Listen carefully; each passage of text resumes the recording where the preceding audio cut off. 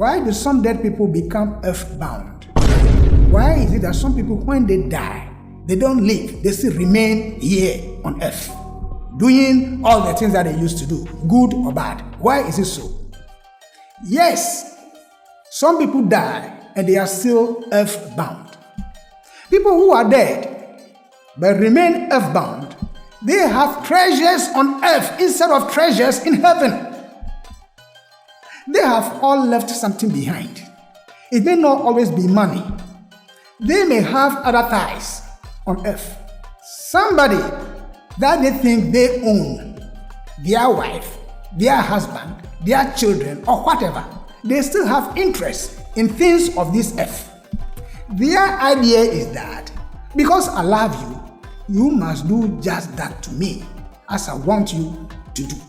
It shouldn't be the case. So if you are over attached to these material things, it means after death, you will still be attached to them. They don't regard the person they claim they love as a person, as an individual who also has rights.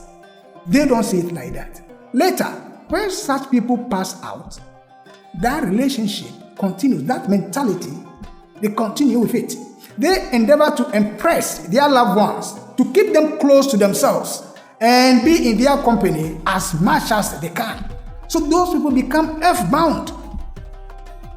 People like that, who have houses, lands, cars, money, and so on, they are so much attached to them that instead of living the life that is supposed to take place after earth life, they remain bound to this earth with their interests and they are worse off. Such a dead person, someone who dies and still earthbound, sometimes will be watching a safe where he or she is keeping a lot of cash, a lot of money.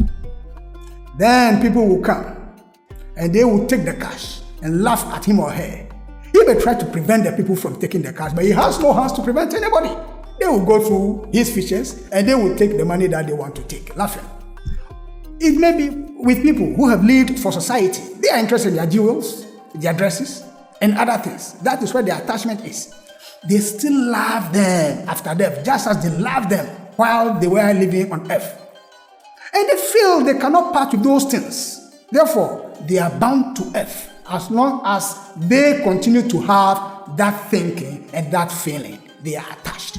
The best is to disown all these things of materiality, especially in old age when the time is due.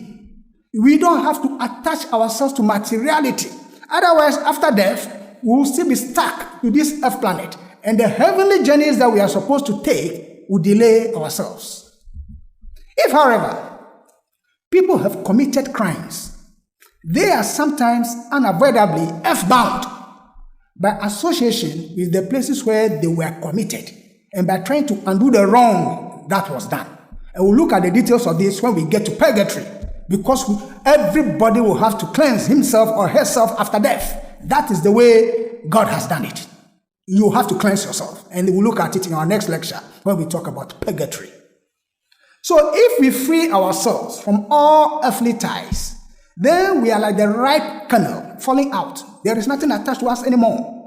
If we are free from all earthly ties, whether financial, personal, or whatever, we will not be earthbound after death. The point is, we should not be earthbound after death. We are supposed to undertake the heavenly journey.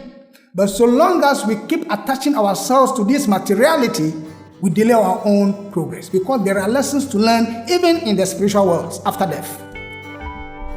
Let us summarize and conclude on what this lecture has been. We said that there is natural death and unnatural death. They impact natural death and unnatural death. They impact what the dying person goes through during and after death. The way somebody dies influences what happens to the person during and after death. The first 3.5 days after clinical death are the most important periods for the dead. The life records in the seed atom are being transferred into the desired body or the spiritual body. As such, there should be no noise or disturbance around the place of the dead. And we are saying the 3.5 days are critical for that. Burial immediately after a person dies deprives the dead from a successful review of the life lived or etching of the life records into the desired body. So burial immediately after death is not conducive, is not convenient for the dead. Neither should there be embalming or cremation of the dead within the 3.5 days. Otherwise, the life records will be distorted, they will be lost. That will deprive the dead from reaping fully what he or she has sown in this material world.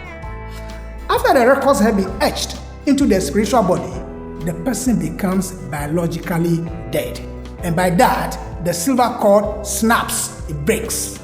Cremation plays a key role in detaching the dead from residual magnetism and to be free from earthly connection. The desired body assumes the form of the dead person after death, and the desired body is not physical. The dead are still around their homes immediately after death and remain for some time after the funeral. The dead still hang around. There are laws in the land of the dead that those who pass on will have to learn and follow accordingly.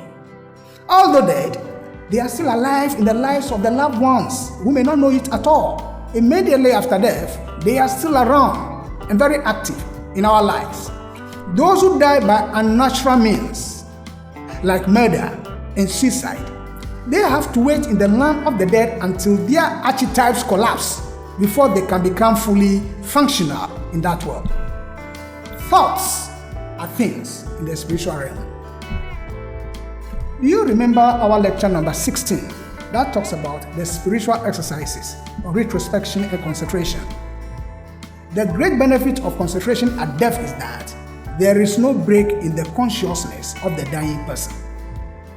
He or she is fully aware of coming out of the body and to enter it no more.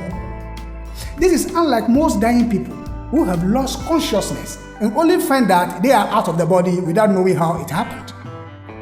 In our next lecture, lecture number 18, we will see how retrospection helps the dead to be better off in the afterlife than most people.